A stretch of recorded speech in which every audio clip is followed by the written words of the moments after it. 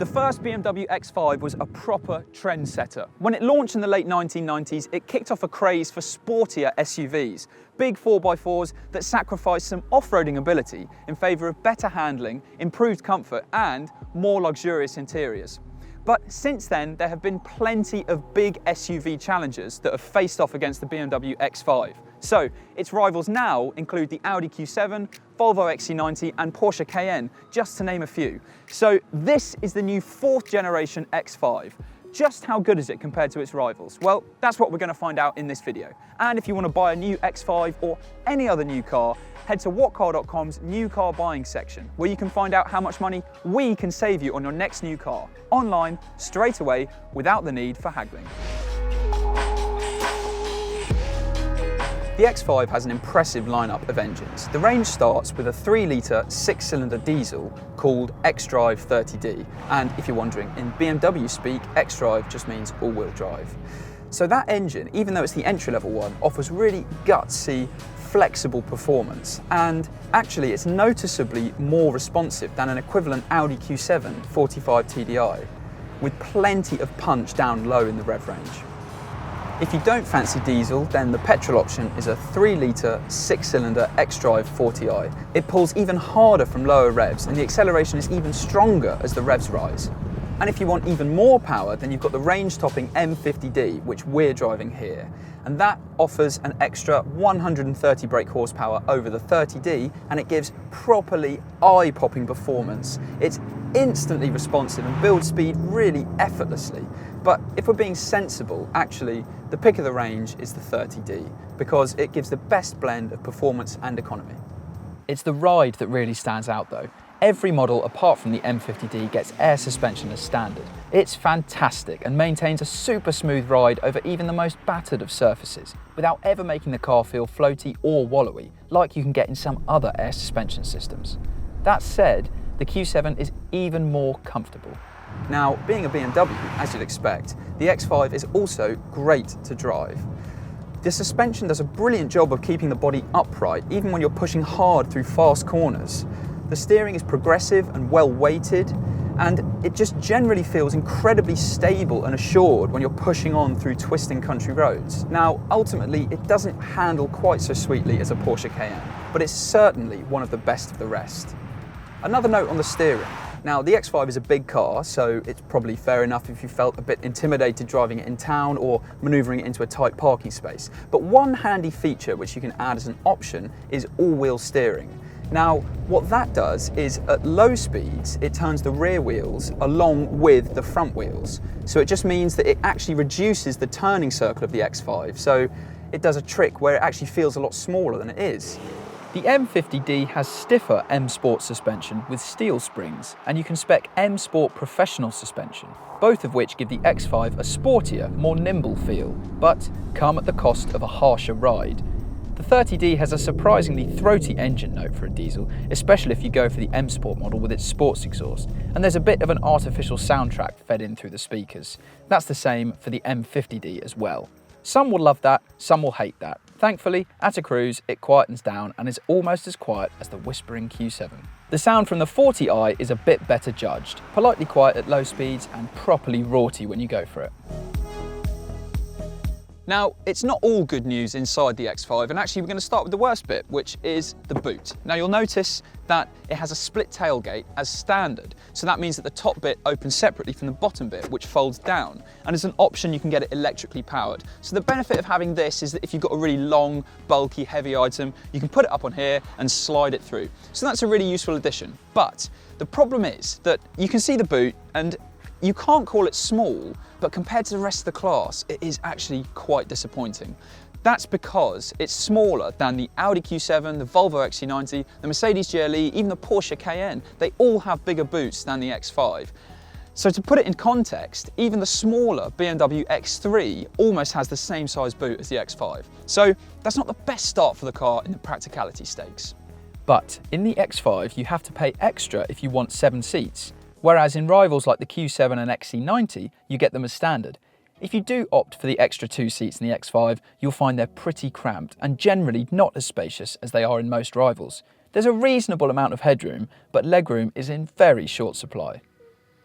The 3 rear seats that you do get split and fold individually. This middle one's a bit of a faff. You've got to pull that down and then pull this lever here. It's not too bad. But the bad news is that the middle row can't slide forwards and backwards as standard. It can do it, but if you want it to, you've got to pay extra for those rear seats, and then you've got to pay extra to get the sliding function as well. But once you're inside, you'll realise that the X5 is an incredibly spacious car. There's loads of headroom, loads of legroom. Even tall adults are going to be comfortable on very long journeys back here. You can even fit 3 side by side across the back. The only slight problem being that this centre console does cut into footroom and legroom a little bit. But the good news is there's hardly any hump in the floor down here, unlike in some other cars. So actually, this middle seat is respectfully comfortable. But it's worth bearing in mind that if you want even more legroom, then rivals like the Audi Q7 do offer that. Up front, you can't criticise the space that's on offer. It's really airy and there's plenty of room in and around each seat. There's loads of adjustability in the seats as well. Electric seats are standard, and the steering wheel has loads of adjustment too. Storage impresses, so in the centre console you've got this massive cubby hole here, and then further up underneath this you've got 2 cup holders and space. It's a bit of an awkward space for your phone, and it has some wireless charging as well.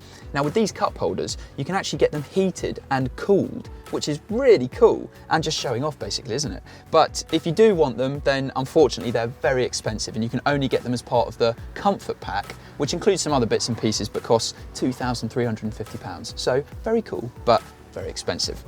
The visibility is really impressive as well, so out the front there's no problem at all. The only problem with visibility in the X5 is that between the rear window and the tailgate there's a very thick pillar at the back, and that does obstruct your view a little bit and stops it from being perfect. But it's still very good, but you get front, rear and side parking sensors as standard, as well as a reversing camera. And you can also get one of those bird's eye view 360-degree cameras as well.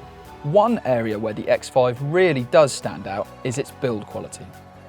The build quality in the X5 is exceptional, and there's examples of it everywhere. So all of the materials used, all the buttons, the dials, the switch gear, there's really nice touches as well, like the knurling on the rotary dial down here, and you've got this kind of blinged up gear selector that's like a crystal. The quality of everything that you see is excellent. Even the things that you don't see, like the places under the steering wheel and in the door bins, the plastics used there are really sturdy. And actually in lots of other cars, the plastics are really scratchy and horrible and not nice, but not so in the X5. So the build quality is truly outstanding, one of the best you'll find in the class. Just as impressive as build quality is the infotainment system. Now, this is BMW's iDrive infotainment system, and this really is the best in its class. The reason it's so good, well, there are quite a few reasons actually. So it gets a touchscreen, it gets a rotary dial, and it gets some shortcut buttons as well. So having all of those different options of how to control it means that whether you're parked or whether you're on the motorway, it's really simple to use. Lots of other manufacturers are going for purely touchscreen solutions for their infotainment system, but actually that means that when you're driving, you have to take your eyes off the road for quite a while to know where you're hitting on the screen. No such problem in the X5. Using the rotary dial down here, you can scroll through the menus, or you can swipe across the screen, and you've got all these helpful shortcut buttons as well.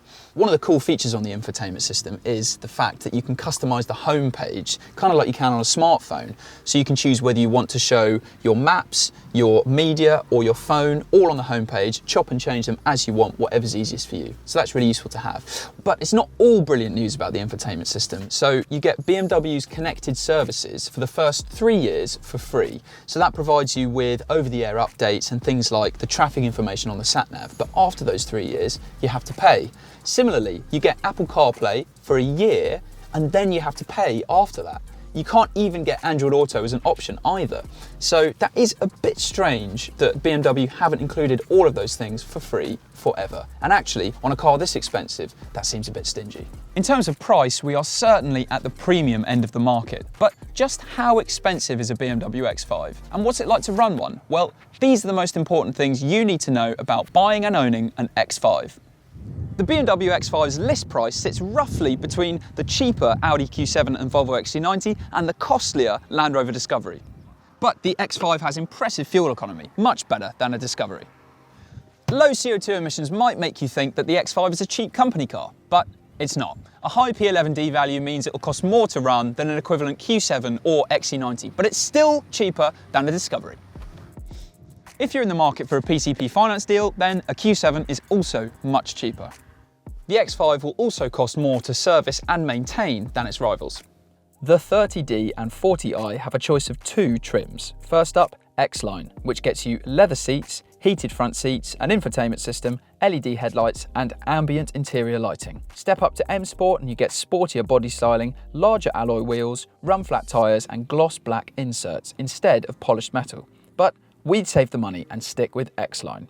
M50D doesn't have a trim choice. It's based on M Sport, but adds a limited slip differential to increase traction in corners, adaptive dampers with steel springs instead of air suspension, a sports exhaust system, upgraded sound system, and even bigger wheels. And if you want 7 seats, then that will cost you an extra £1,390. The X5 scored the maximum 5-star rating from safety experts Euro NCAP. Front collision warning with automatic emergency braking is fitted as standard, but we'd recommend adding the Driving Assistant Professional Pack to get all the main safety systems covered. But it's a fairly hefty £2,295. The new BMW X5 is undoubtedly better than ever. It's a smooth, classy and luxurious SUV. It might not be quite as practical as its best rivals, like the Audi Q7, and it certainly isn't cheap, but it's brilliant to drive, comfortable and great inside too. So if you want a luxurious SUV, this should definitely be on your shortlist. For our full extended written review of the X5 and all of its key rivals, head to whatcar.com. And if you want to buy a new car, while you're there, go to the new car buying section to see how much money we could save you. Remember, no matter what car you want to buy next, there's a good chance that we could save you some money on it. And if you enjoyed this video, then subscribe to keep up to speed with all the latest car news, reviews and videos.